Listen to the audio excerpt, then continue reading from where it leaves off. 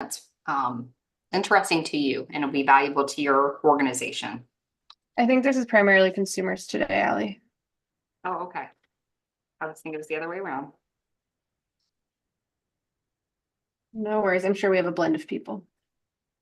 Okay, I've got us going live, so I'm gonna go ahead and we'll start by sharing my screen. Before we get into it, in case you are new to attending these lives, we'll introduce ourselves in a moment, but feel free during today's topic, which is the ultimate guide to understanding your credit report. Feel free to ask questions. If you don't want to unmute yourself, you can certainly use the chat. If you are with us live on Facebook or YouTube, you can use the chat feature on there, and we'll make sure we do reply to your questions and comments. This will be recorded and it will be live later on Facebook and YouTube for you to rewatch if you end up having to leave early or anything like that. Other than that, I think that's most of the housekeeping topics. I'll start sharing my screen while I'm getting that up and going. Allie, tell me, because as usual, I need to make sure I'm sharing it properly. If I have it going correctly. Let's see. Share screen. Share. We're And then good. we'll start sharing the right screen. Okay, perfect. All right. So we're here every single Thursday. 1 week on, we gear our topic towards professionals. The opposing week, we gear it towards consumers directly, which is literally all of us. We all have credit scores. And with that, Allie, do you want to start by introducing yourself? I sure will. My name is Alicia Alt. I go by Allie. I am a credit professional, have been for the last 20 years. I think actually August of this year marks my 21st year in the business. I started out in the lending space. So I have a lot of history in the lending space and then also in teaching in universities. Real estate is another part of my repertoire. But this event, Ivory and I partnered up with Credit Score Pro to provide something that is powerful and that we can help as many people as possible improve their credit, improve their finances, and really reach credit goals that she might have. So I'm going to hand it over to Ivory and let her introduce herself as well. Sure. So my name is Ivory Becker, also co-founder of Credit Score Pro AI.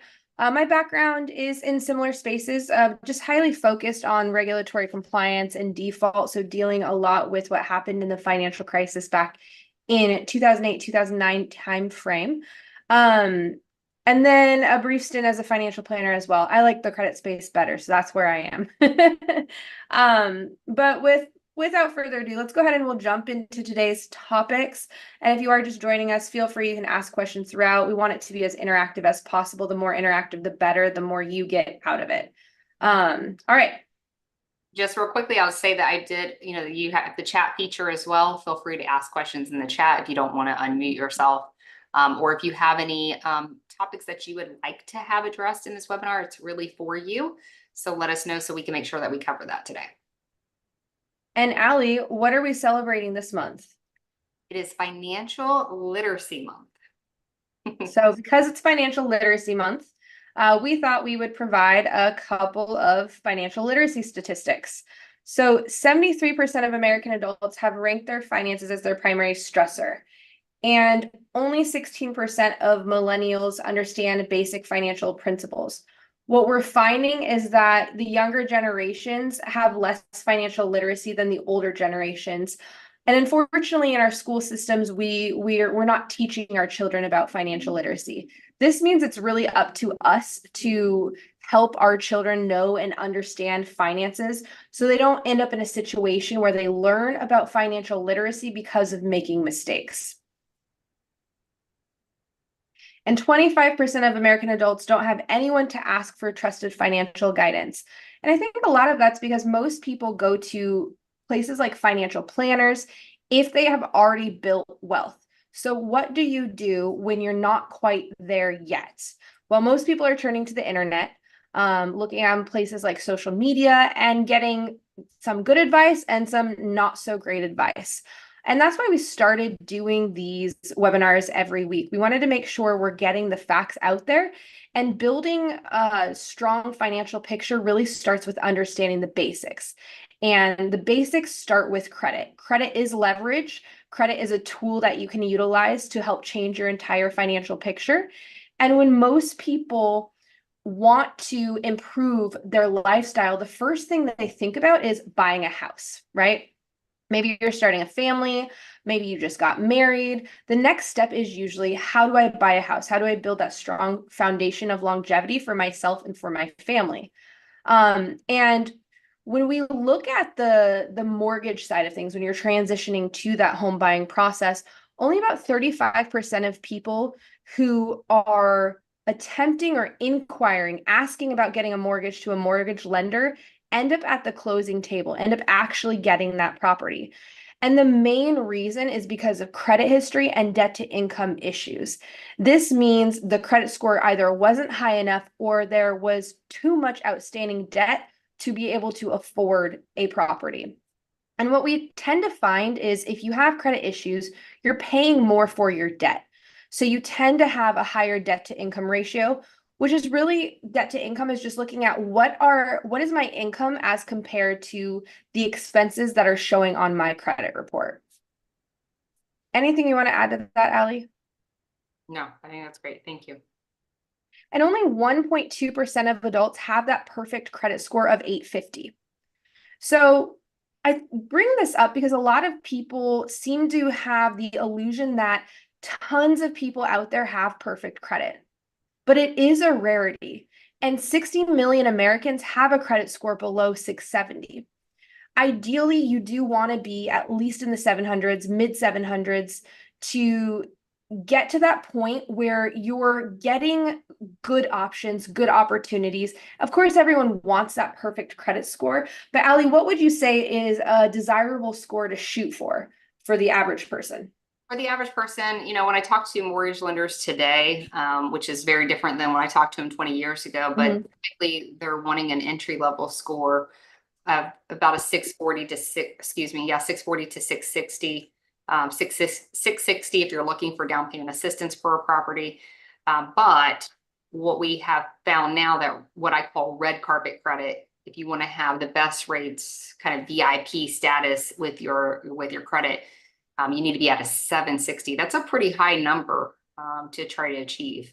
So it's very different than years ago. If you had a 700, I mean, you were pretty much, you got everything you wanted at a 700. Everyone wanted a 700. Now we're tipping over where everybody wants to get into the 800s, which, as Iris showed on that last screen, only 1.2% of people are at that higher ranges in the 800s. So I'm curious, for those of you that are here live, if you're trying to learn about credit to buy a house, type a 1 in the chat. If you're just looking for general credit knowledge, type a 2 in the chat. And if you're looking to try to get the perfect credit score, type a 3 in the chat. That'll just help us tailor what we're talking about today so it applies to you. Or you can feel free to unmute as well. So while you're doing that, our goal today is to help explain the importance of credit reports and help you really understand credit reports, to also go over some of the most common credit knowledge, and I'm putting that in quotes, knowledge that's actually wrong. And then we're going to talk about an option that you have available to help you not only get but maintain the strongest credit score possible. So I see a couple people have answered. So we've got a couple 2s. So a couple people are just looking for general credit knowledge. We've got someone who's like, everything, all of the above. I want a house, I want general credit knowledge, and I want the perfect credit score. So all good to know. Love it. Arnicia, that's red carpet credit right there, girl. Right? Okay, so let's start with the basics and we're going to build off of it. The purpose of a credit report. What is the purpose? Not just the report, but the score. So from the lender's perspective, the purpose is for them to make a good decision on who they want to allow them to borrow funds and to know how much risk they're taking on when allowing you as a consumer to borrow from them.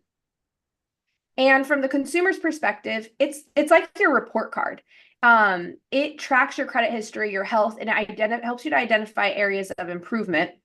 And then, of course, the importance of financial health. So it's really like your resume. I guess that's another good comparison. It's like your job history. Where were you before? Where are you now? And what could that mean about where you're going financially?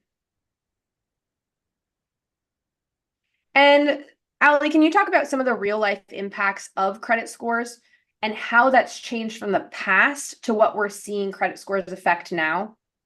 So, I think people are getting on to the fact that credit scores really affect just about everything in your life. I tell people today that if you want to be wealthy, you need to have good credit. In the past, there was wealthy people who didn't have good credit. That is a rarity because most wealthy people didn't start wealthy, right? They grew into that wealth.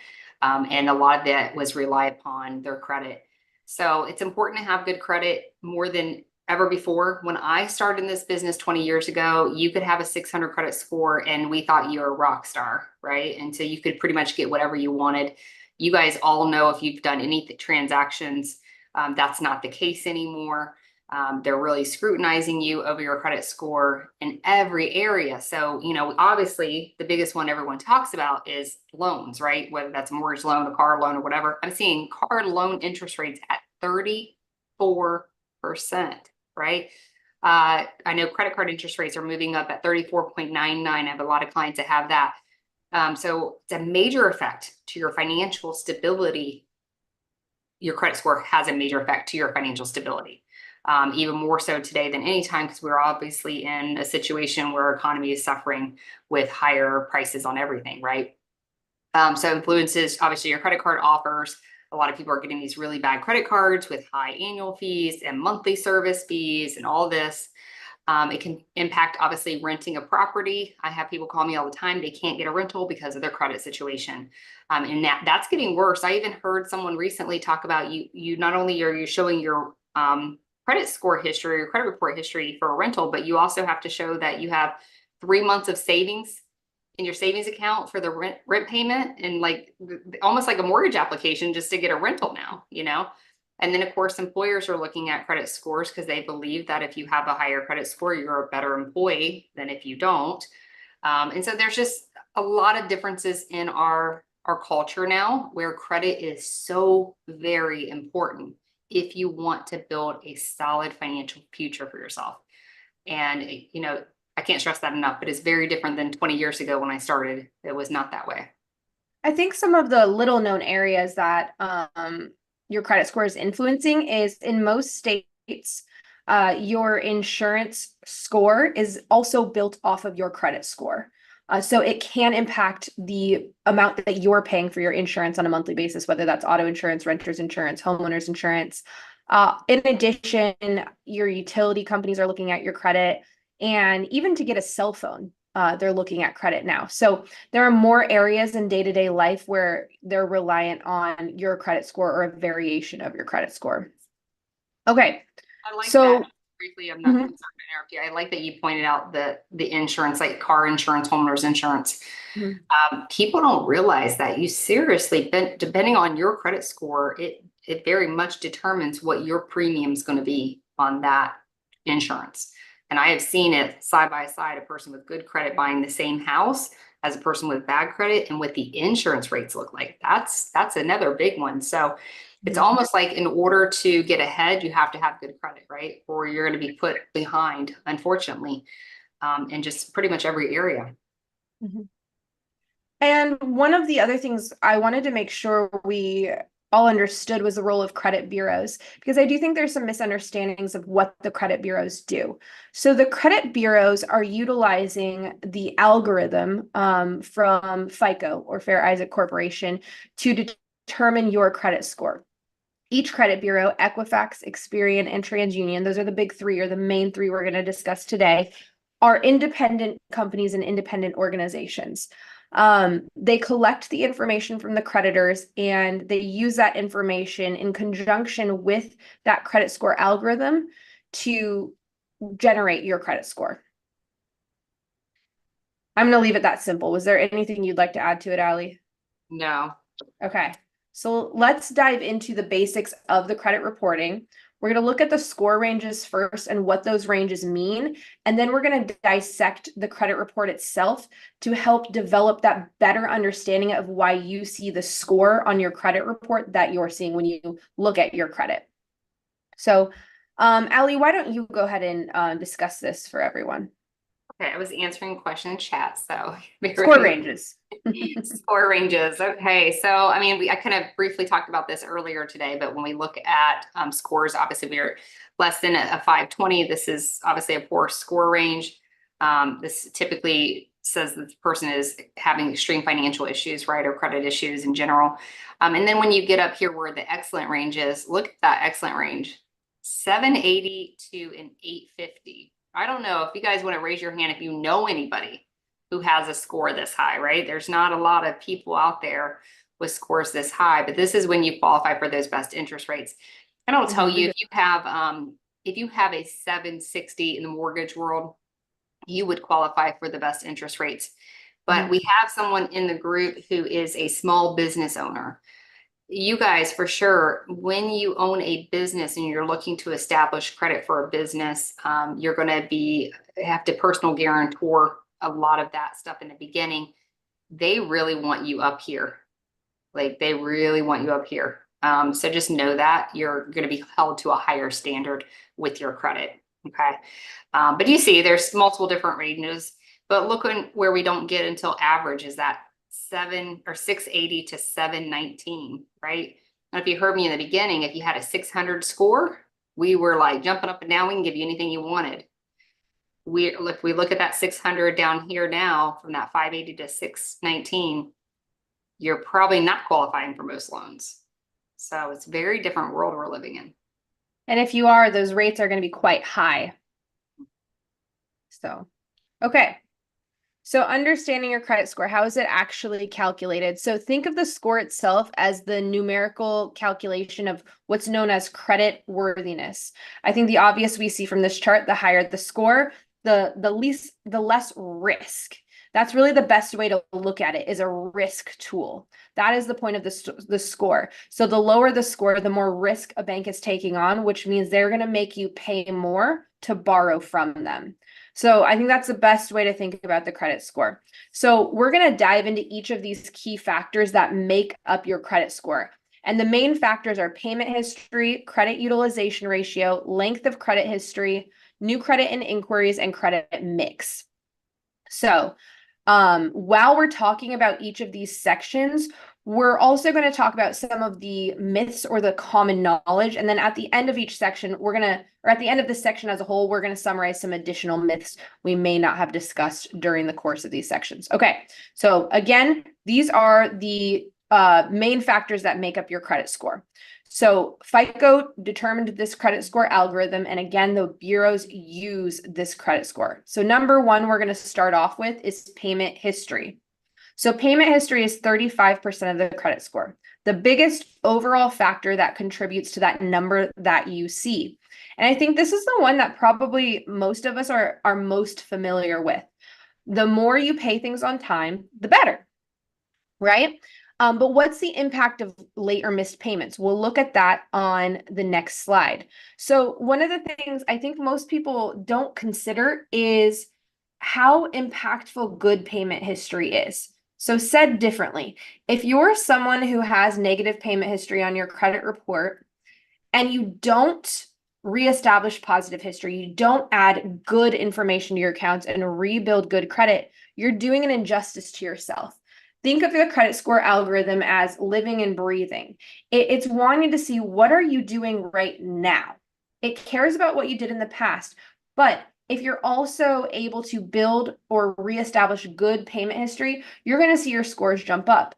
If you get afraid of using credit again because you've had some blemishes in the past, your scores are going to stall. You're not going to be able to see that ongoing and that continual improvement.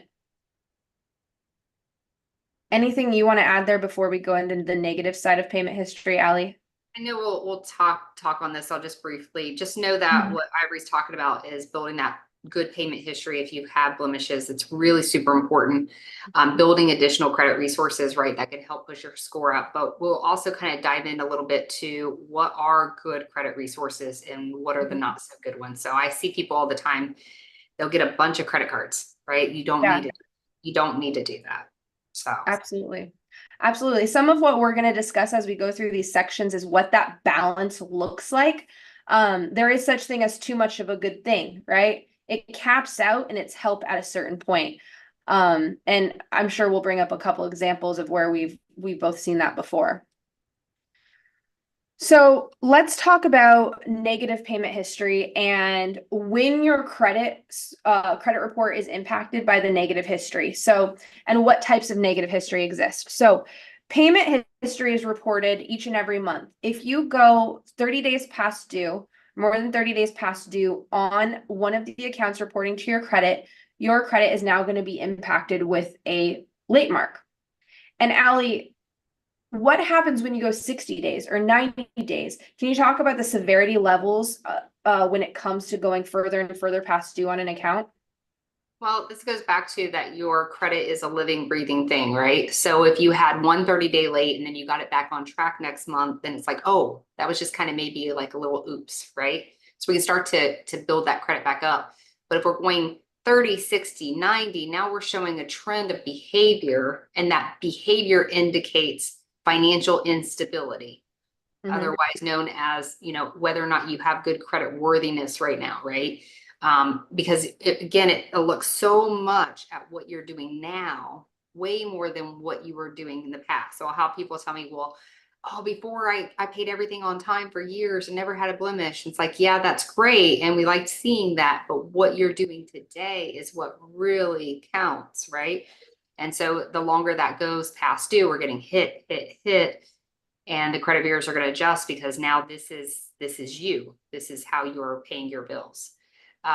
Just a little, I like to give little tips during the way of our presentation, something to write down is if you do find that you have gone 30 days late, 31, 32, specifically speaking, oftentimes if you call your creditor at that point in time, you're like, oh shoot, I'm 31, 32 days late, and you don't have a history of that, they will remove that 30-day late with just that phone call. So I encourage you to do that. There are several lenders out there like Kohl's, for instance, the department store, that they don't actually, Macy's.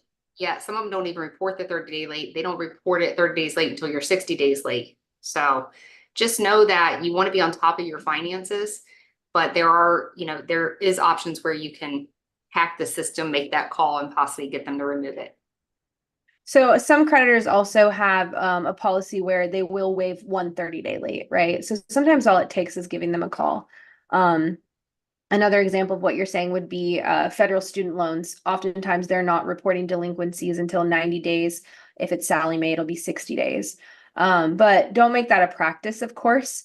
And one of the things you'll see is if you do go 30 days past due, you're going to see a really big drop. But the next month, if you report it on time again, you'll see recovery quickly from that. It's not going to be where your score was. But remember, it's all about if I were to lend to you now as a bank, right? So if you're in the midst of hardship, you're going to see a bigger drop in your scores, and then it will recover over time. And that's why that good payment history is so important, because now you're showing, hey, this is a signal. This is a green flag instead of a red flag. So, and the other things to consider when it comes to negative items on the credit report. If you are somebody who, let's say, you are encountering a hardship, you went 30 days, you went 60 days, you went 90 days, eventually the account will charge off. This means that creditor is counting that account as a loss, and that full amount now becomes due. There's no more monthly payments available to you. At that point, you would be required to either settle on that account or pay it off in full in order to make that creditor whole. Otherwise, there's the possibility of collection activity, could be internally with that company, could be sold to a third-party collection agency. Or they may come after you with a judgment or wage garnishment.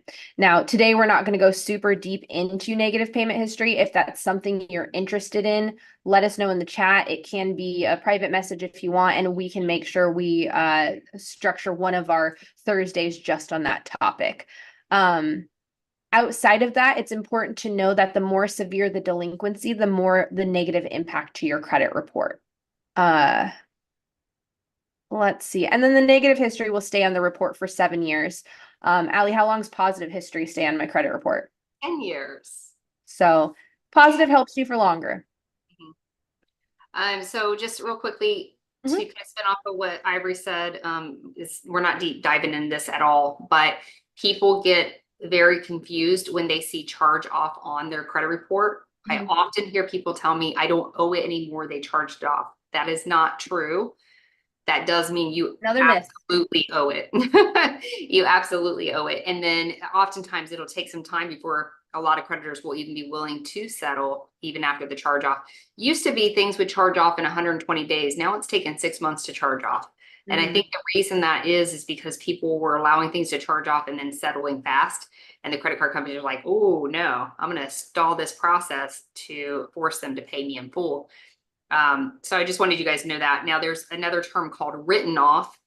Written off, if it is correctly stated on the credit report, which it oftentimes is not, is when the creditor writes it off for tax purposes, you would be issued a 1099-C. You have to take that 1099-C and use that with your tax return as income that you earn for the tax year. Now, oftentimes people will think that, oh, I got the 1099-C, they wrote it off, I don't owe them. That's not even true at all. If you want to get it paid so you can help improve your credit score, they will not settle now. When it's written off, you are no longer able to settle. You would, if you were going to take care of it, have to pay it in full. There's no settlement options available at that point. So I just want to kind of clarify some of those words because that oftentimes creates a lot of angst for people not understanding what that means. I think one other myth you ended up pointing to outside of the charge off is collections as well. There is another myth out there that once it's sold to a collection agency, you don't owe the collection agency because you don't have a contract with the collection agency. Debt is assignable, right? When a collection agency purchases that debt or is collecting on behalf of the original creditor, they are well within their rights. There's a lot of nuance to collections that we're definitely not going to go into today. That is its own 1 hour topic, but just know at the basic level that that is a myth. So And it's widespread on social media right now, by the way. mhm, Widespread. mhm. Don't pay collections. They don't have a contract with you. You can get yourself in trouble not doing that. So So okay, next, because we could stay on negative history all day. Okay, the next most impactful item that's impacting your score or creating your credit score is credit utilization, or also known as amounts owed. There's different ways you can put it. So we are going to touch on what is this first. What is credit utilization, Allie? So credit utilization is how much credit you were given versus how much of it you actually using. So primarily is going to be associated with those credit cards that you have, right? And we'll kind of dive into, I think on the next screen, we'll talk a little bit more about how credit card utilization is a big impacting thing for your credit score. And one of the hacks that you can do to improve your credit score faster than anything else. Mm-hmm. Exactly. So when we talk about utilization being the balance versus the credit limit, we're heavily focusing on credit cards and lines of credit, right? So when your credit score algorithm is looking at your balance versus your credit limits, it's looking at your individual cards as one part of the calculation, but it's also looking at your overall credit limit as a whole on your credit report versus your balances. So, what is the best way we should approach paying off or paying down credit card debt, Allie? I like to tell people do the easiest one first because if What's you have, easiest? okay, if you have, let's say you have two credit cards Mhm. and one is got a credit limit of 2,000 and you're maxed out at 2,000. Okay. The other one is a $300 credit card and you're maxed out at 300.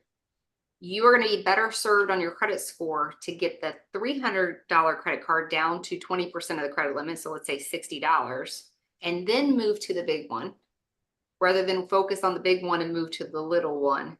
Because of how the credit scores are created, we're looking at 20% overall ratio as well as line by line. So do Mhm. the easiest one first. And what I definitely recommend is don't pay off the easiest one. Let it have that 20%. Move on to the next one, work on that one, and then you can always come back and pay that one off. Okay. Obviously pay your minimum payment, but you know what I mean? You don't have to put that. If you have extra money, that should be applied to the next one. And so when we talk about this methodology, just know this is focused on how we're affecting credit scores. This isn't, there's different ways to pay off debt, is what I'm trying to say. And anything that we're advising today is based on if my goal is to improve my credit score, this is the methodology to do that. Let's say primary goal is I want to pay my debt off as quickly as possible. Well, let's say all your credit cards are sitting at 30% interest rates right now. You're probably better served moving those into a loan to pay them off. And there's different reasons for that outside of just being able to pay it off faster and having that amortization. But to qualify for a loan, you have to have a good enough score. So it may take path number one being, okay, let me start by paying down my credit cards easiest first so I can see a score boost so I can get to the point where I qualify for a loan that is then going to allow me to pay my debt off faster, as which was my primary goal. Another reason moving things to a loan is helpful is because now all of a sudden your utilization ratio is better. And Allie, can you go into why that utilization ratio is better if I move my debt from credit cards to a loan? Loans do not affect your credit utilization like credit cards do. So if you have a maxed out loan, I got a loan for $5,000 and I owe $5,000, that's perfect. That's fine. Okay. It's not affecting that utilization that we're talking about. The only difference on that is if you get a loan for 5,000. This happens. I've seen people go to uh, furniture stores and they'll give them a loan for 5,000, let's say, but they say that their balance is like 5,500. So now my balance is higher than my loan amount, and that could be a negative effect. But typically your loans would not be included in that ratio that we're talking about here. Mm-hmm. What's the one scenario where the loans would be included in the ratio that you tend to see? The student loans. Student loans, you can have a person who has like perfect credit, everything looks amazing. They have 20 student loans and they never paid a dime on them. They were in school, they were, deferred in school, but they were gaining interest that entire time. So you got a loan for 5,000, now you owe 5,500. That's a major hit to your credit score because remember, your credit scores are living, breathing things. So when it says, hey, you got a loan out for 5,000, but you owe 5,500, something's wrong. Maybe you're having a financial situation, and so you'll see a drop in score. There is a fix for that though, but you'll have to talk to me later for that. Not sharing all the secrets today. Well, not that we're not sharing all the secrets. I'd love to tell you all the secrets, but we wouldn't have time if I told you all of them. That's okay. We're here next week. Yes. Okay. Every week. So what's next? The next category is length of credit history. I like talking about this one because most people don't realize that length of credit history, how impactful it is and how important it is. It shows only 15%, but it's one of the more common blunders I tend to come across. Closing accounts affects your length of credit history, meaning it adjusts that average age of accounts to a shorter time frame. This is because this category is focused on what is open on your credit report. So let's say you're like, hey, I am getting ready to get a mortgage. I am going to pay off all my credit cards. I'm going to close them. I'm going to show that I don't have any debt left. I'm paying off that auto loan and my credit score is going to soar. Well, you're going to see the opposite. You're going to see your score drop because the credit score algorithm, this is one of those scenarios where it's just not intuitive. It's looking at creditworthiness as how am I paying debt, right? And if we close and get rid of the debt, all of a sudden it's no longer factoring into our credit score. So the credit score algorithm is essentially meant to say, what's my ability to pay debt effectively, manage debt effectively? If we get rid of the debt, all of a sudden it's not factored. So the unfortunate thing is when it comes to things like negative payment history, even on a closed account, that still affects your score. So it's kind of a double whammy, right? You're hit for the negative accounts, whether open or not, but you don't get all the positive history if you close that account. The history will be there, but it's not Factoring. Yeah, exactly. And please, guys, all of you who are on here, I'm going to write your name down. If you call me, email me, text me, and tell me that you're so happy that you paid off your auto, that's going to improve your score, you guys are in trouble because that is not what we just said, right? And that's a call that I get often. People are really excited. I paid off my auto. It's going to improve my score. And almost always I see the exact opposite. The only time I ever see an improvement or it just stays the same is if the person has a lot of other history that they've built off of, that maybe was even longer than the auto. But so sometimes what is financially the best thing for you is not necessarily the best thing for your credit.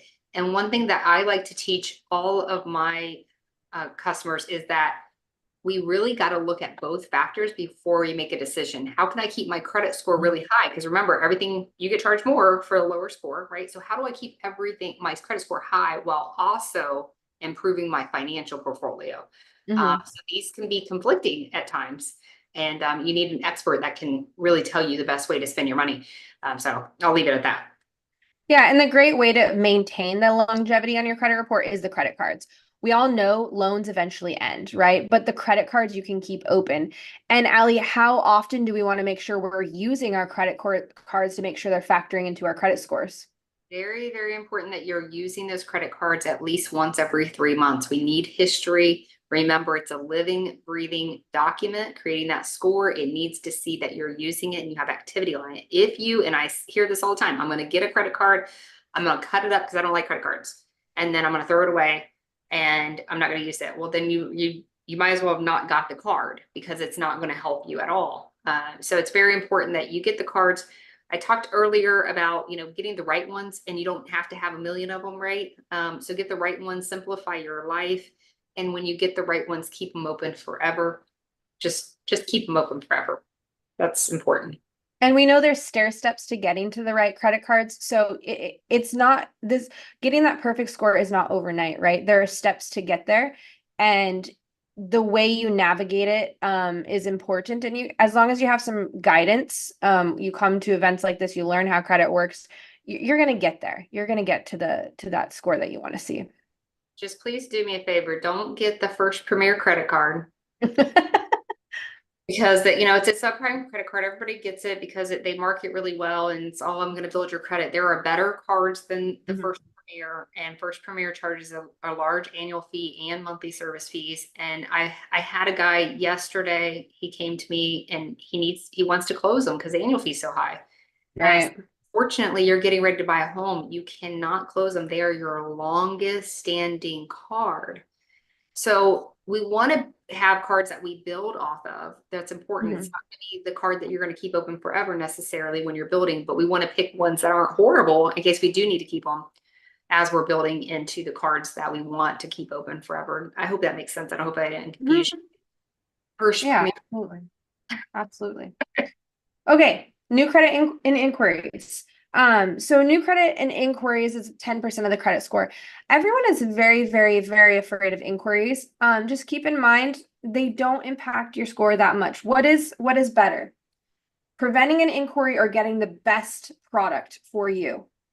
So don't go crazy. There are scenarios where, we've worked with someone who applies for an auto loan almost every single month. Okay, that's too many inquiries. But if you're shopping around for that best loan product for you, it's extremely important to not be afraid of the inquiry because that could be the difference between hundreds to thousands of dollars or even more, especially if we're talking about mortgages. Not all inquiries are made equal. Depending on the type of inquiry, let's say you're shopping around for a house. Inquiries within a certain time frame only impact your credit as one inquiry. So you may see multiple inquiries from different lenders on your report, but the score itself is only impacted once. You will also see inquiries on your credit report for 2 years, but the actual impact only lasts for 1 year. And there are the difference between soft inquiries and hard inquiries. So a soft inquiry is going to be an inquiry you see on your report, but has no impact on score. That's going to be for something like, let's say you applied for new auto insurance or applied to rent a new apartment. They're pulling your credit, they're looking at your report, they're looking at your scores, but it's not actually impacting your score. A hard inquiry is going to be an application for debt. That's the best way to think about it as far as differentiating the two. Anything you would like to add? No, I love that. That was perfect. Okay. And lastly, credit mix. This is all about the variety. The credit score algorithm, remember, it's just meant to manage risk. How much risk is it for me to allow this person to borrow from me? That's the whole point of the score. And so it wants to know you can pay different types of debt or credit effectively. So somebody who has a mixture of being able to pay credit cards and loans and mortgages all on time is going to benefit from this category and have a higher credit score than somebody who only has history paying credit cards, for example. And then do you want to talk a little bit about mortgages? Yeah, just mortgages have a heavy weight to your score. Both could be positive and negative. Positive meaning if you pay your mortgage on time, you're going to have a better credit score versus if you obviously have negative mortgage history. It has a lot of weight because this is your home, right? So if we were going to prioritize debt, right, we would prioritize that we pay our mortgage first. So it does have a lot of weight to it. So if I had two people who had identical credit, but one had a mortgage they paid on time and one didn't, the one with a mortgage would have a higher credit score. Now, I'm not telling you guys all to run out and get a mortgage. I'm just telling you that that has a heavier weight. Same thing true if that person has a mortgage and they went late, they're going to have a bigger drop than if the other person with the same credit profile was late on a, let's say, credit card. Okay. Mm-hmm. It is a heavy weighted item, but it can be a significant boost to your credit score. Okay, so those are the 5 main factors that make up your credit score. Hopefully there's a bit more clarity on that score that you're seeing. But let's transition into some of the common misconceptions about scores. So checking your credit score lowers your credit score. True and false, right? If we're applying for debt, inquiry. But if you're checking your own credit score, it does not impact your score. And it's considered just educational, right? If you're using Credit Karma, if you were whatever credit monitoring you decide that you want to use. And we'll talk more about that later. That is not an inquiry. You are allowed to check your own credit score. In fact, you should be. Please be. So, number 2, you only have one credit score. Right, Allie? There's only one credit score. This is an interesting topic, and now we're gonna surface level this, but there are several different scores for you. You know, if you think of like even your car insurance, they have a different scoring system than does, you go get a mortgage. They have a different scoring system. If you go to Credit Karma, and some of you guys probably know what I'm talking about. You go to Credit Karma, it says you have a 700 score. Then you go tell your mortgage lender, let's say, hey, I'm ready to go. I have a 700 score. And they're like, no, you don't. Right. And they tell you have a 600 score. There are different models for different industries. And those models affect how the information, though the information's the same, how that information is translated into a score. And so you will find in different areas of your life, you go get an auto loan, they tell you one score. It can be, unfortunately, very confusing. But I think it's important that everyone does know that the information on your credit report is going to be the same regardless of what model's being used. And just say that because I have people say, well, I went to go get an auto loan and they said my score is this. And the mortgage company said that my score is this. So the mortgage company's report's wrong. No, it's right. They're just using a different model. And we do have educational resources that will go into the intricacies of these different models and how they function that we'll talk about a little in just actually a few moments here. So, okay. Higher income means a higher credit score.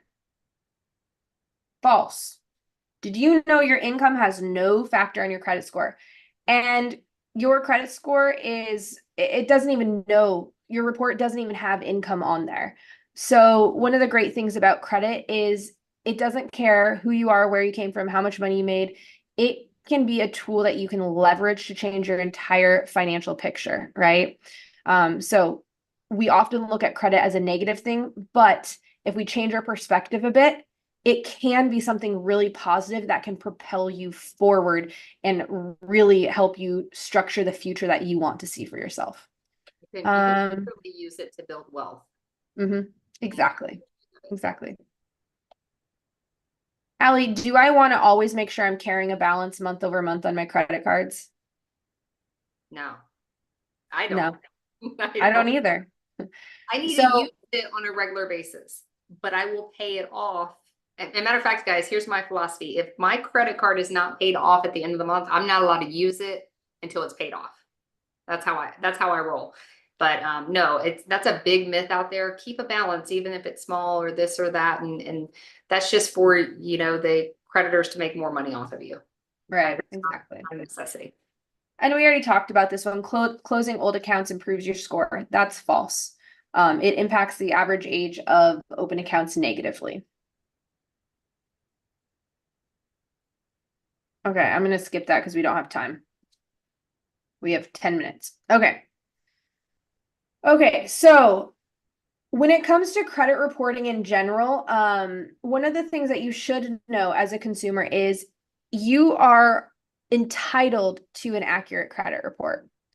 It is possible to find errors on your credit report, and actually it's not uncommon. It can be as simple as personal information errors, accounts that don't belong to you, incorrect statuses, balances, accounts showing past due when they shouldn't, the wrong months marked past due, just errors, right? And the consequences of incorrect information on your credit reports is obvious. It can lower your credit scores. Or well, I guess said differently, it can lower your credit scores, or you could have a higher score if the accurate information was reporting, right?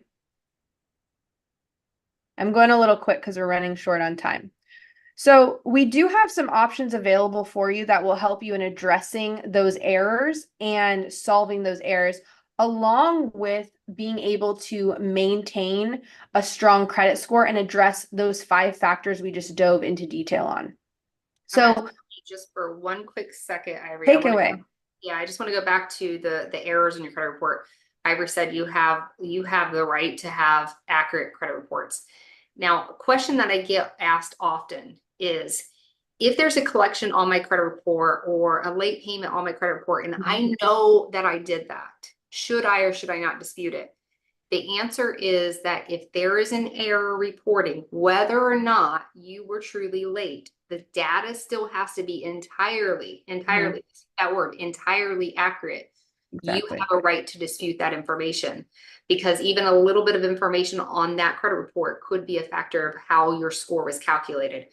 Very, very important. Even if you know the debt is yours or you know the late is yours, and we'll talk about Credit Score Pro and how it identifies so Credit Score Pro, which we're going to talk about here in a second, analyzes that credit report and it can discover those errors. And it's not just looking at the credit report that you physically can see in front of you.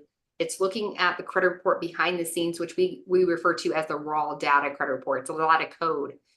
All that code. And I'll give you an example. If you have a 10-page credit report, that raw data credit report might be 500 pages long. Hear me out on this. How often have you ever seen even a book written that you've read and there be errors in that book, even though multiple people looked at that book before and edited that book multiple times, right? Same thing with your credit profile, that raw data, there's errors all over it all the time. There's no perfect credit report. So it's going to analyze that. It's going to discover the errors. And through discovering the errors, it is going to create the dispute for you that is the most effective dispute to get that negative item off the credit report. So it's, with Credit Score Pro, it's using AI, because no one's going to read a 500-page document and look for all the errors. That's just not going to happen. So computer needs to do that for us, but it's going to do that. And it's looking at 2 different things. What are the errors? And what has happened before when I disputed something exactly like this that got it removed from the credit report? What are those 2 things? And then it matches those up and decides how that dispute letter is going to be written. You don't have to do any work. You literally import your credit report, which is actually done automatically once you set it up. It's going to analyze it within seconds. And then you're going to, and we'll show you. So here's an image right here, right? So it's the credit report's in there. It's imported. Here's our scores, right? Now it's listed out the negative items. It's always going to list out the negative items for you to see right now, because that's the most important part of this AI, right? But there are tags and filters on the side where you can look at your positive and blah, blah, blah. But you're going to go and you're going to click on each of the negative items, and all of them, guys, don't cherry pick, all of them. Once you do that, the AI system is going to ask you, if you want to use their suggested reason. So you'll see it's in red right there. You want to use the AI suggested reason. AI is there for a purpose. Again, it's reading that raw data credit report. It's also looking at the history of what's been successful. So you pick that and then you hit save. There's only one time that I will ever tell someone not to pick the suggested reason. And that is if you have a debt on your credit report that is definitely fraud. Because AI, though it's so stupid smart, it cannot tell whether or not you had fraud or not. So you would have to, there's a little button right there, the little arrow drop down and you select fraud. Okay, that's the only time I would suggest that you do that. Otherwise, you're hitting the suggested reason. Once you've created those, which takes you seconds, guys, okay? Seconds. Click, click, click. Click, click, click. That's all you're doing. You're going to get an email with those dispute letters, okay? The goal is that you would be able to print those out. You would be signing them and you would be mailing them into the credit bureaus. That is the way. Allie, it's I 2024. Hold on. That's what I would love for you to do because you are going to get the best results if you do it that way. However, I've had many people tell me, Allie, I don't even know how to put an envelope together. I've never bought a stamp. I don't have a printer. Totally get that. We understand that. So what we did is we implemented another, what would you call this? Another Integration. Called L-Dash, where you can click, they will actually do that all for you. They do charge a small fee. It's not expensive at all, but they do charge a fee to do it for you, but that can alleviate all that work. However, I'm going to state that again. If you are able to do it yourself, I highly recommend it. You will get faster and better results. Okay. Allie, what if I don't have credit damage? Oh, that's fine. So the other thing about Credit Score Pro is it is an AI-driven system that creates an action plan specific to you based on that raw data credit report and based on your specific goal. So let's say, why are the goals so important too? Why does the system care about my goal? So remember in the beginning, we talked about there's different models for this credit score. So those models have different rules of what affects the score and how the score improves. So each of these goals are going to be based on those specific models. In addition to that, you know, if I want to buy a home, there's things that I can do above and beyond in the credit improvement that could have to do with financial improvement and things like that, that the plan is also going to give you. So it's not just about credit. So again, if you don't have damage, it's going to give you a plan on how to improve those 5 categories we talked about, right? The 5 factors, in addition to financial things that you can do to improve your ability to get to that goal. Okay. So may I add here, essentially the goal is, well, I guess I'm interrupting. The goal is to optimize the good accounts, get as many points as we can out of the good accounts, and then fill in the gaps where you're not impacting the credit score algorithm based on the algorithm to get to your desired goal. And it's something that can continue to be updated, right? What happens if I finish a step that AI told me that I needed to complete? So if you finish a step, every month you're going to get a new plan and it's going to congratulate you on the step that you've completed. It's also going to analyze that again and see what steps do we need to complete this time. So very important. You want to go down through and you pick the easiest steps that you can get done that month, right? You don't have to do the whole ball of wax unless you're able to. It's like, so don't get hung up on that, but do the easiest things you possibly can. We talked about that in the beginning. The easiest things help improve your credit faster than doing the hard things. Okay. So that's important. So this is a action plan that was generated for a person, right? So their goal is to buy a home. And it's going to show them their credit scores. It's going to give them their action steps, green and red, depending on, you know, if it's positive, obviously it's green, yay. If it's red, then it's an action step that needs some attention to it. And this system is getting even more and more robust. Remember, it's AI, so it keeps learning. How do we make this even better? How do we make this even better? So keep that in mind. But every month you would get a new plan. You can change your goal too. So let's say you bought the house. Now what? Now you want to get out of debt. Okay, great. Change the goal. I want to get out of debt. So this is when we talked about the credit report as a living, breathing thing. We like to look at Credit Score Pro as a living, breathing thing. It's going to follow you along for the rest of your life as you change, you know, change goals or whatever that might be. And embedded in that obviously is credit monitoring. So now with the credit monitoring, I went too fast. with the credit monitoring, you're getting your identity theft protection. You're getting a $1 million insurance policy against identity theft. So if you do become a victim, you have that insurance protection. If you're going to get emails that say, here's the best day to pay your credit cards by, right? To get the best credit scores. You're going to be alerted if the new things happen to your credit, which you need to make sure you are aware of. Identity theft is very prevalent in our society. So there's a nice thing in the credit monitoring too that's called Privacy Master, where you can identify where websites are actually selling your information on the dark web and other websites, and you can select for the credit monitoring to take action and take your names off that. And you guys, if you do it, you have any questions about how to find that section in there, please let me know, because you will be surprised.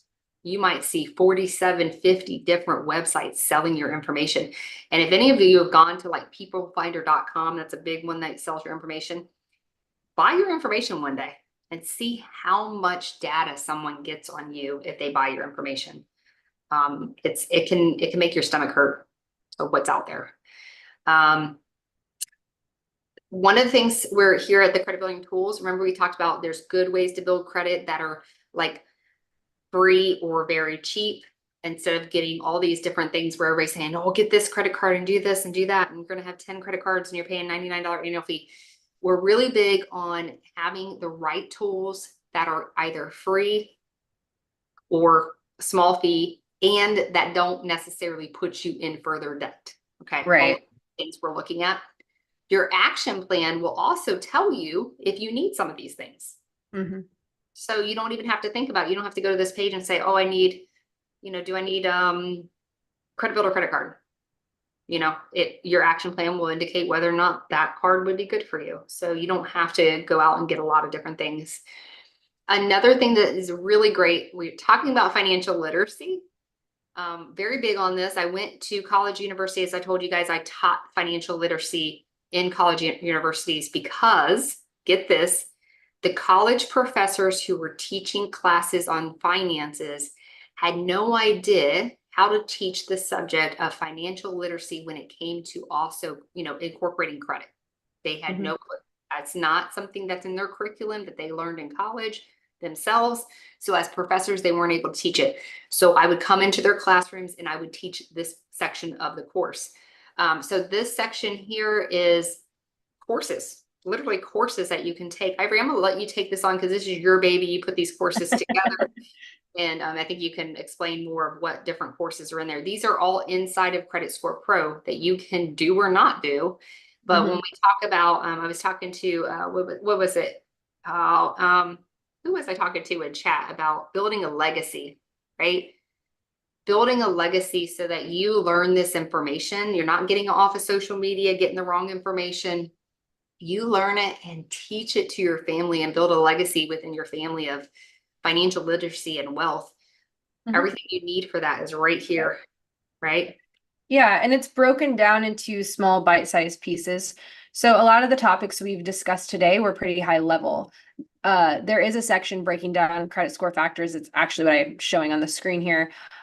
It's in even smaller pieces in quite a bit more detail. So there are a variety of sections on understanding negative payment history, what to do if you've encountered hardship, all the way to how to build that perfect credit score, discussing the myths, how to read your credit report, where we actually pull up a credit report and go through it so you can read the report, understand why the score is what it is.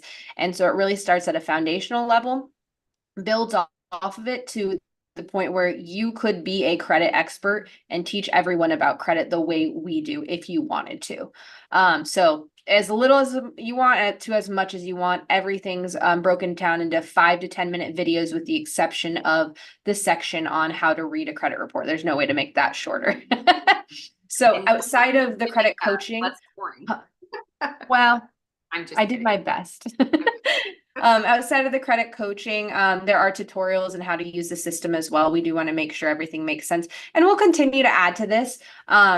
Kind of like how we're doing lives every Thursday. If we realize there's content missing in here, content people want, we will be adding to this as well. So the whole point is you don't have to be the expert. We want AI to be the expert for you, but if you want to be the expert, you can too.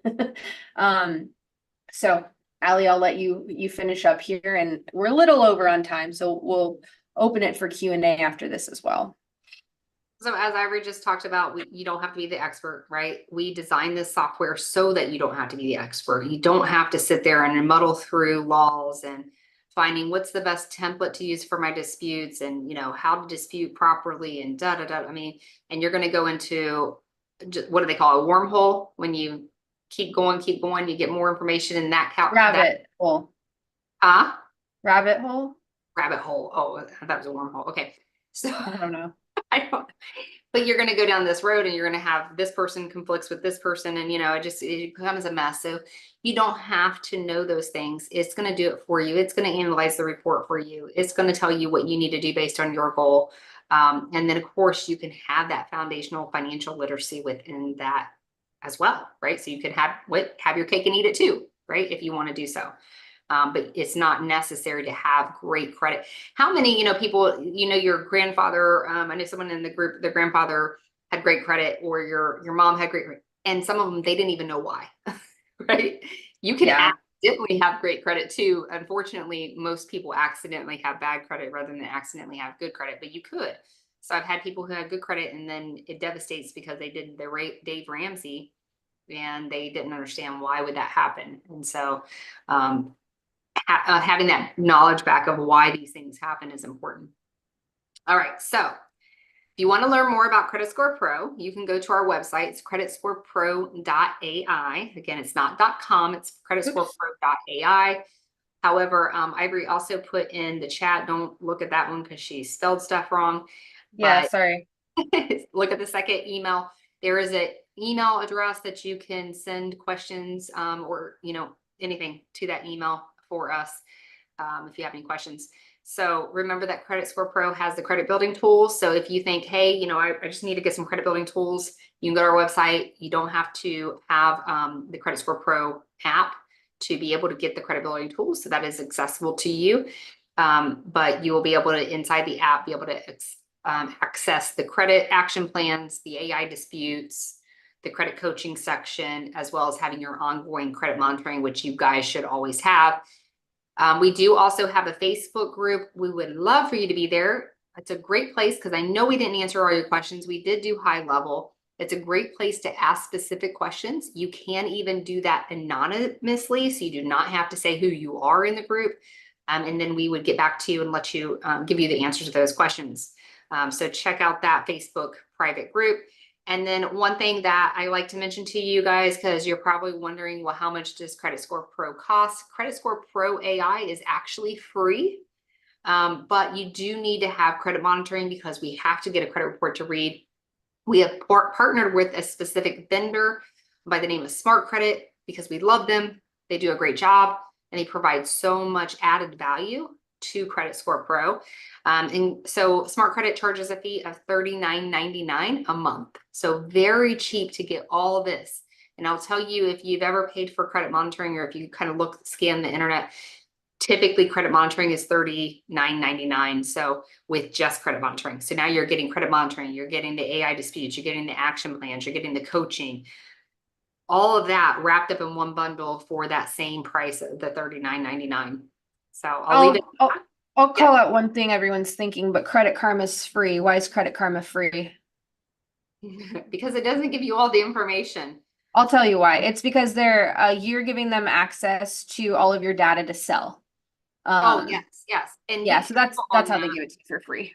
We're not doing it. Yeah, be very careful. If you are on Credit Karma, you may have likely got the little notification like this card would be good for you, or this loan would be good for you. And you're taking actions on things that are not actually good for you. Remember, they're a pay per click site. So they're making money every time you click and you do something on that site. So they don't necessarily, it's not something that's necessarily something that will benefit you. Right. Okay. I just figured I'd throw that out there because I know people are thinking it. Yeah. We're over a bit on time. I realized we answered most of the questions in chat without bringing it up on the live. So I'm sorry for those of you on Facebook and YouTube. But does anyone else have any questions we have not covered so far? Or are we just that amazing at presenting? Don't give yourself so much credit, Ivory. Come on. Okay. With that, next week, let's see what we have coming up. I don't for think our we're on event. next week. Are we gone next week? We are not on next week. You are correct. Guys, we usually are on every Thursday. This coming Thursday, we are actually away for a convention, so we will not be on this coming Thursday. So if there's any pressing information that you would like to know, go into that private Facebook group, become a member, ask the questions.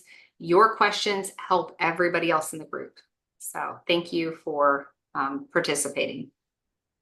Thank you in advance. And we will be on, I did not take the event off of Facebook, so sorry about that. I will take that off Facebook.